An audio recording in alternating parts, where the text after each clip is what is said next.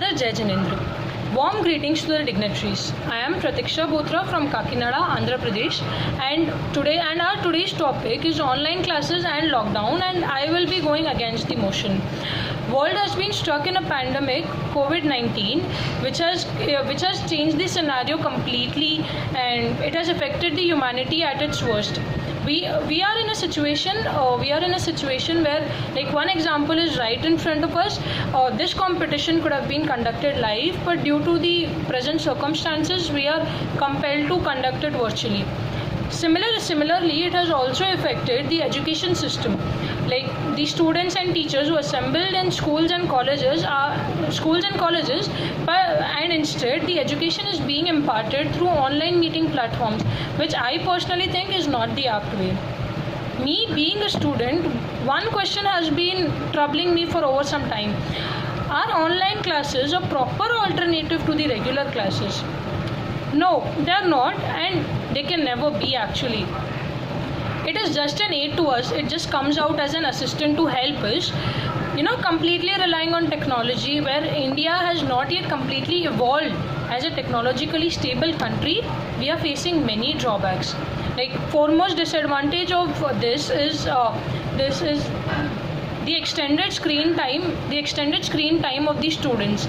Like, it has been scientifically proven that long hours of exposure on the blue light leads to students weak eyesight, and then it further leads to insomnia. Looking at so many health issues, many state governments has banned online classes until grade 5.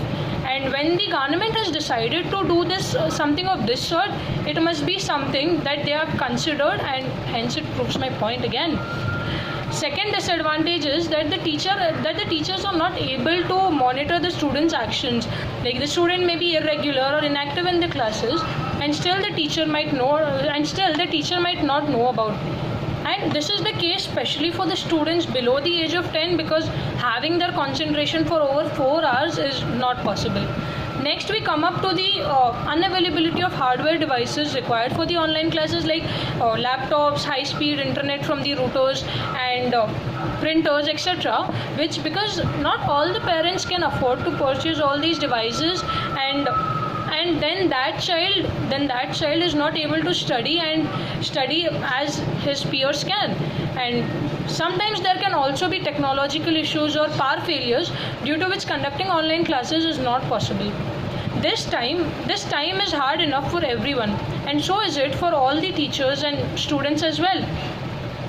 This way of teaching will not be proved to be such a good memory that the teachers and the students can cherish, because I'm sure that after effects of this is not going to be positive in any way. Lastly, I would just like to conclude my words with a quote by Kurt Lewin. Learning is effective when it is active rather than being a passive process. Thank you.